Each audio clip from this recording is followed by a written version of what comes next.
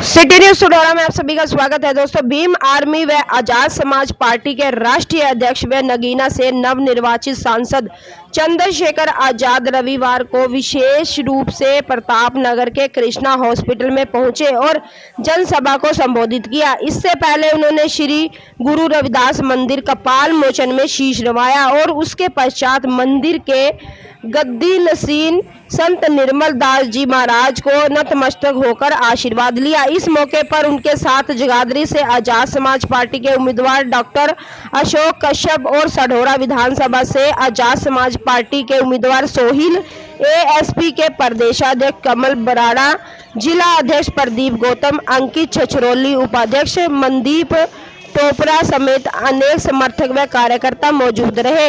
इस मौके पर उपस्थित हजारों की संख्या में उपस्थित साध संगत को संबोधित करते हुए चंद्रशेखर आजाद ने कहा कि संत शिरोमणि श्री सतगुरु रविदास जी महाराज विश्व भर में अन्य संत महापुरुषों की तुलना में शिरोमणि की उपाधि से सुशोभित हैं। इसलिए जरूरी है कि देश में उनके नाम से एक आध्यात्मिक केंद्र का निर्माण होना चाहिए, जिसके लिए वह संसद में इसकी आवाज बुलंद करेंगे। वहीं चंद्रशेखर आजाद की सतगुरु रविदास ने जिस प्रकार समाज में स्थापित बुराइयों को समाप्त करने के लिए उनका जीवन भर कड़ा विरोध किया, उसके चलते सतगुरु रविदास जी समाज के साथ साथ देश के लिए एक संदेशवाहक के रूप में विख्यात हुए। इन सब बातों को देखते हुए सतगुरु रविदास जी के जन्मदिन पर देश भर में राष्ट्रीय स्तर पर छुट्टी होनी चाहिए। उन्होंने कहा कि आज हमें सतगुरु रविदास जी के संघर्ष और उनकी वाणी से यही संदेश मिलता है कि जात पात, वैर विरोध, ऊंच नीच, छोटा बड़ा की भावना से ऊपर उठकर होगा, तभी हमारा देश प्रगति के रास्ते पर अग्रसर हो सकता है। इस मौके पर डेरे के प्रबंधक अमरनाथ मास्टर रमेश कुमार, कमल कुमार बराड़ा, रमेश कश्यप, लालचंद कश्यप, राजन कृष्ण, सुरेश कुमार, छोटू राम आदि मौजूद रहे। तो बने रहे आप हमारे साथ इस वीडियो में। आप देख सकते हो तस्वीरों के माध्यम से कि भीम आर्मी व आजाद समाज पार्टी के कितने यहाँ पर सैकड़ों संख्या में, हजारों संख्या में यहाँ पर कार्यकर्ता मौजूद हैं, जो कि सांसद नवनिर्वाचित सांसद चंद्रशेखर आजाद को सुन रहे हैं। आप देख सकते हो तस्वीरों के माध्यम से। मेरी आप सभी से अपील रहेगी कि वीडियो को ज़्यादा से ज़्यादा शेयर जरूर करें दोस्तों, और कमेंट बॉक्स में अपने विचार साझा जरूर करें दोस्तों। जैसे कि आपको पता है कि हर नेता अपने अलग अलग प्रकार से अपने जनसभाएं कर रहा है, और आप देख ही सकते हो तस्वीरों के माध्यम से। मेरी आप सभी से अपील रहेगी कि वीडियो को ज़्यादा से ज़्यादा शेयर जरूर करें दोस्तों, और कमेंट बॉक्स में आप भी अपने सुझाव जरूर देना। धन्यवाद। केंद्र की सरकार को सुप्रीम कोर्ट को झुकाने का काम किया था। हरियाणा का मुकाबला कोई कर नहीं सकता इस मामले में। हरियाणा का बलिदान जो होगा सम्मानित संगत को मैं कहना चाहता हूँ, इसमें बड़े पैमाने में मेरी माएं बहनें बैठी। मेरा बस चले तो मैं अपना कलेजा निकाल के आपके पैरों में रखूं। मैं तो आपका खून और 24 घंटे 7 दिन जब तक जागता हूं, जब तक आंखें खुली रहती है, उसी समय तक ये सोचता रहता हूं कैसे ये जो जाति, परेशानियां, बेबसी, लाचारी, गरीबी आपकी जिंदगी में कैसे खत्म हो। और जब कोई रास्ता नहीं मिलता तो सतगुरु महाराज की वाणियों को याद करता रहता। एक वाणी जो मुझे बड़ा प्रभावित करती है, जो देश की व्यवस्था पे बड़ा चोट करती है, और वो वाणी ये है, काम करो। और उधर मेरी गाड़ी के पास भी हमारे साथी खड़े हैं, वो जो मुझे मेरी खबर पे यहाँ, इनसे भी मैं कहूंगा अगर इस बार चूक जाएंगे तो 5 साल बाद मौका आएगा। 5 साल तक इंतजार नहीं कर सकते, 5 साल में बहुत कुछ बदल जाएगा। इसी बार करके ताकत बनानी है। इसी बार जो है अपने साथियों को आगे बढ़ा के भेजना है, जिससे कि विधानसभा में इन क्षेत्रों की आवाज भी उठे, और इन क्षेत्रों की आवाज उठने। सर, आप जगाधरी विधानसभा में कहीं आपने कार्यक्रम किया है, किस तरह का उत्साह लोगों में है, और ये जो उत्साह है ये वोटों में कितना तब्दील हो सकता है? 2 दिन पहले ये तय हुआ कि जब हम डेरा कपाल मोचन जा रहे हैं तो सढौरा और जगाधरी की तैयारियों का भी जायजा ले लेंगे। 2 दिन की तैयारी में हजारों लोगों का प्रोग्राम जो अशोक जी ने कराया, उससे स्पष्ट है कि अशोक जी ने यहाँ बहुत मेहनत की। पार्टी के कार्यकर्ता भी लंबे समय से इनके साथ यहाँ मेहनत कर रहे हैं। बूथ तक का संगठन उन्होंने बनाया है, बूथ सेक्टर का संगठन, जिसके जरिए आज़ाद समाज पार्टी इस विधानसभा में बहुत ताकतवर है। मेरा विश्वास है कि इस बार जनता, जिन लोगों ने उनको ठग लिया या वादा करके उनसे धोखा किया, इस बार उनको किसी को मौका नहीं देगी। इस क्षेत्र के बीच के काम करने वाले और लंबे समय से इस क्षेत्र की सेवा कर रहे भाई अशोक जी को इस बार जो है, अशोक कश्यप जी जो बहुत अच्छे व्यक्ति हैं, जिन्होंने मेहनत की है, लोगों की मदद की है, उनको मौका देने जा रही है, ऐसा मेरा विश्वास है। आज़ाद समाज पार्टी का प्रदेश में जजपा के साथ गठबंधन हो रहा है। प्रदेश में जैसे है कि जजपा जो है इस टाइम बैसाखी कर रहा है, क्या आज़ाद समाज पार्टी का समर्थन कि क्या परिणाम रहेगा किसानों और आम मजदूर की जो है जज्बा के खिलाफ है प्रदेश में? देखो, मैं फिर आपसे स्पष्ट कर दूं, यहाँ तो भारतीय जनता पार्टी के खिलाफ हवा चल रही है और वो उनकी नीतियों की वजह से है। जजपा के साथ हमारा गठबंधन है, गठबंधन चुनावी है, इस वजह से है कि हम दोनों मिलकर शक्ति का निर्माण करें। वो भी नौजवान साथी है, मैं भी नौजवान साथी हूँ। पिछली बार किन परिस्थितियों में भारतीय जनता पार्टी के साथ गए, और ऐसा भी जैसा मैं महसूस कर रहा हूँ, जिस तरह से वो मेंबर्स जा रहे हैं, अगर वो ना भी जाते शायद उनके सारे मेंबर ही चले जाते। तो अपनी पार्टी को संभालने के लिए शायद उन्होंने फैसला लिया था। इस बार हम लोगों ने तय किया है कि भाजपा और कांग्रेस से दूरी बना के हम लोग आज़ाद समाज पार्टी और जननायक जनता पार्टी के जरिए एक मजबूत विकल्प जो है वो हरियाणा को देंगे। हरियाणा का नौजवान, हरियाणा का किसान, हरियाणा का पहलवान, मैंने पार्लियामेंट से लेकर सड़कों तक हर मामले पे इस मुद्दे को उठाया। आपको जानकर अचरज नहीं होना चाहिए कि जब हरियाणा को ओलंपिक में कम बजट अलॉट किया गया और गुजरात को ज़्यादा किया गया, किसी ने नेता ने आवाज़ नहीं उठाई। मैंने सबसे पहले आवाज़ उठाई।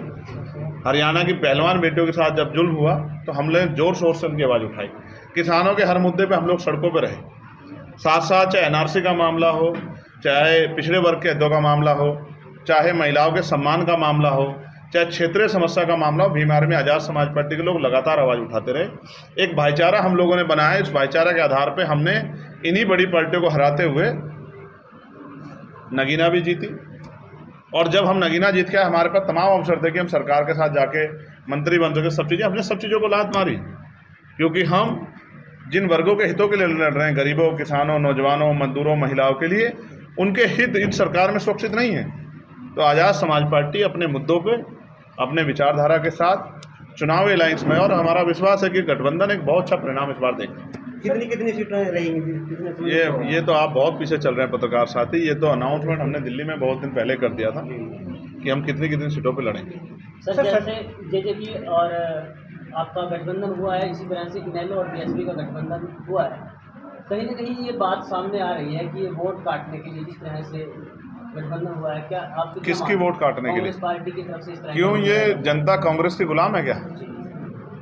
जनता क्या, आप जनता को बेवकूफ़ समझते हैं? मीडिया और कुछ पार्टियों के लोग जनता का मजाक उड़ाते हैं। जनता बहुत सोच समझ के वोट देती है।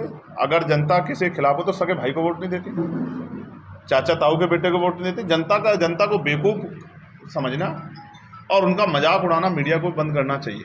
चुनाव की डेट बढ़ा दी। कभी कभी ऐसा लगता है कि आप किसी पार्टी की प्रवक्ता की तरह बात रख रहे हैं, ऐसा नहीं करना चाहिए। लोकतंत्र में इसका मतलब जिन पार्टियों को पिछली बार जिनका अवसर नहीं मिला या जिन पार्टियों को बहुमत मिला तो उनको इस बार नहीं लड़ना चाहिए। कई ऐसे स्टेट हैं, जैसे उत्तर प्रदेश में कांग्रेस की कई सौ सीटों पर जमानतें जब्त हुई हैं, तो अगर हम उनको वहाँ वोट कटवा कहने लग जाएं तो ये तो लोकतंत्र का अपमान होगा। भाई, लोकतंत्र में सबको अधिकार है और ये तो चुनाव के बाद तय होगा। अगर मैं इस बात को सोचता तो मैं नगीना लड़ता ही नहीं। नगीना नहीं लड़ता तो आज आज़ाद समाज पार्टी की मजबूत आवाज़ पार्लियामेंट कैसे जाती? इस डर को, इस भय को, और ये स्थापित दलों के होते ही किसानों के अधिकार छीन रहे हैं, मजदूरों के अधिकार छीन रहे हैं, महिलाओं पर अन्याय अत्याचार हो रहा है और तमाम तरह से अधिकार वंचित किया है। एक मांग मेरे सामने रखी गई, मैं मीडिया के साथियों के सामने रखना चाहता हूँ। वो मांग ये है, सदगुरु रविदास जी महाराज जी को की जयंती पर, महर्षि कश्यप जी की जयंती पर, भगवान वाल्मीकि जी की जयंती पर गजेटेड छुट्टी होनी चाहिए। पार्लियामेंट में मेरे द्वारा इस मांग को बहुत मजबूती से उठाया जाए, ऐसी मांग रखी गई है। मैं क्षेत्र के लोगों को उनकी भावनाओं का सम्मान रखते हुए विश्वास दिलाता हूँ, इस बार जब सेशन चलेगा तो मैं उनकी इस मांग को सरकार के सामने मजबूती से रखूँगा। 4.5 साल तक से जेजेपी बीजेपी के साथ गठबंधन में रही है। ठीक है। तो जेजेपी ऐसी क्या चीज़ लेकर जाएगी सर 4 साल के बाद कि लोगों से वोट मांगे, क्योंकि उनके साथ सरकार में रही है, ऐसी क्या चीज़ है जिससे वोट मांगेगी? मैं फिर आपसे कह रहा हूँ, चुनाव के बाद के अलायंस परिस्थितियों के हिसाब से होते हैं। मैंने वो अलायंस नहीं किया है, ना मैं उनको डिफेंड कर रहा हूँ। जो उन्होंने किया, जनता ने उसका गुस्सा लोकसभा में उनसे निकाला। लोकसभा और विधानसभा एक अलग अलग चुनाव है। मैं आपको फिर याद दिलाना चाहता हूँ, आपको भी हो सकता है। मैं फिर आपसे कह रहा हूँ, हमने काम किया है। जहाँ आप उनके नकारात्मक पहलुओं पे जा रहे हैं, हमारे सकारात्मक पहलुओं पे जाइए कि हमने इन सभी मामलों में जान की बाजी लगा के लड़ाई लड़ी है। मैं आपको फिर याद दिलाना चाहता हूँ, शिवसेना जो आज इंडिया अलायंस का हिस्सा है, लंबे समय तक भाजपा के साथ रही है। नीतीश कुमार जी लंबे समय तक भाजपा के साथ रहे हैं और अभी वो इंडिया अलायंस में प्रमुख चेहरा भी बनने जा रहे थे। ऐसे ही भारतीय जनता पार्टी ने पीडीपी से भी समझौता किया है और बहुजन समाज पार्टी ने तो खुद 3 बार भाजपा के साथ मिलकर सरकार बनाई है। मैं फिर आपसे कह रहा हूँ, जनता जननायक है, जनता मालिक है, जनता जिसको जनमत देगी। और सोचिए, इस बार हम ही ऐसी मजबूत स्थिति में आ जाए कि हमारे जरिए शक्ति का निर्माण हो रहा है हरियाणा में, फिर जो आज सवाल खड़ा कर रहे हैं वो फिर कैसे आँख से आँख मिला पाएंगे। मैं कहता हूं कि हमें मेहनत करने दीजिए और चुनाव रिजल्ट का इंतजार कीजिए। हम मेहनत करेंगे और जनता का आशीर्वाद हमारे साथ है, क्योंकि हमने जनता के बीच, जनता के लिए लड़ाई लड़ी है। और जनता का आशीर्वाद नहीं होता तो प्राइमरी स्कूल का हेडमास्टर का बेटा आज लोकसभा का सदस्य नहीं होता। और देश में, पूरे देश के किसान, कमजोरों, नौजवानों, महिलाओं, पहलवानों, गरीबों के लिए, मजदूरों के लिए आवाज़ नहीं उठा। सर, अभी आपने महिलाओं पर अत्याचार की बात कही है, तो भाजपा सरकार तो दावे करती है कि हमने क्राइम खत्म कर दिया है, तो इसके बारे में आप क्या कुछ कहना चाहोगे? दिन प्रतिदिन क्राइम बढ़ता जा रहा है, तो इसके ऊपर आप क्या कुछ कहना चाहोगे? आप ही कह रही हैं क्राइम बढ़ता जा रहा है, तो भाजपा के झूठ को बेनकाब तो आप ही कर रही हैं। जी जी। और मैंने तो अभी 3 दिन पहले एनसीआरबी का डाटा पेश किया था सबके सामने, वो भी मीडिया का ही था, मेरा नहीं था। जी जी। जिसमें जहाँ जहाँ भाजपा शासित सरकारें हैं वहाँ किस तरह का जुल्म जो है महिलाओं पे हो रहा है, ये किस छिपा हुआ नहीं। और सिर्फ महिलाओं पे नहीं, टारगेट करके मुसलमानों पे, ईसाइयों पे, बुद्धिस्टों पे, जैनों पे किस तरह का जुल्म किया जा रहा है, वो भी सिखों पे किसी छिपा हुआ नहीं है। किसानों पे जिस तरह से मॉब लिंचिंग हो रही है, जिस तरह से बुलडोजर के जरिए गरीबों को उजाड़ा जा रहा है। सरकार घर नहीं बना सकती लेकिन घर उजाड़ सकती है। अपनी सत्ता बचाने के लिए सरकार जो कर रही है, इसका खामियाजा जो है वोट की चोट से यहाँ की जनता उनको देगी। सर, मुख्यमंत्री नायब सैनी ने कहा है कि मैं शपथ बाद में लूंगा, अगली बार। सारी घोषणाएं की है, आपको एक समय भी मिला था तो आप कर देते। और मैं फिर आपसे कहूँगा, अगर सरकार इतनी ही नौकरी देने वाली होती तो निजीकरण करके आरक्षण को पे कुठाराघात नहीं करती, आरक्षण खत्म करने का प्रयास नहीं करती। चुनाव की डेट लेट करिए, क्या काम मानते हैं, क्या हो सकता है? ठीक है, और 3-4 दिन का समय बढ़ गया, इस समय का सही यूज करेंगे। सर, हम पे कम साधन है तो उनके पास हेलीकॉप्टर है, हवाई जहाज है। हम लोग गाड़ियों से थोड़ा ज़्यादा सफर तय कर पाएंगे, अपने प्रत्याशी जिताने के लिए ज़्यादा लोग भी। चुनाव जितना लेट होगा भाजपा के लिए उतना नुकसानदेह है। मैं नहीं कह सकता, जनता, हरियाणा की जनता को इसका फैसला करना। सर, आपके साथ सहयोगी जो गठबंधन है जेजेपी, वो कहता है कि हम किसी के साथ, खास तौर पर कांग्रेस के साथ नहीं जाएंगे। अगर ऐसी सिचुएशन बनती है कि आपके सहयोग से सरकार बने तो क्या? तो हम सरकार बनाने का काम करेंगे। मतलब आप साथ जाने का काम करें? मैं फिर आपसे कह रहा हूँ, हम सरकार बनाने का काम करेंगे। जो भाजपा को रोकना चाहते हैं वो हमें सहयोग करें, वो तो कई बार चीफ मिनिस्टर बनकर देख चुके हैं। इस बार हमारे लोगों को मौका दें और हम बताएंगे सरकार कैसे चलती है। चलो।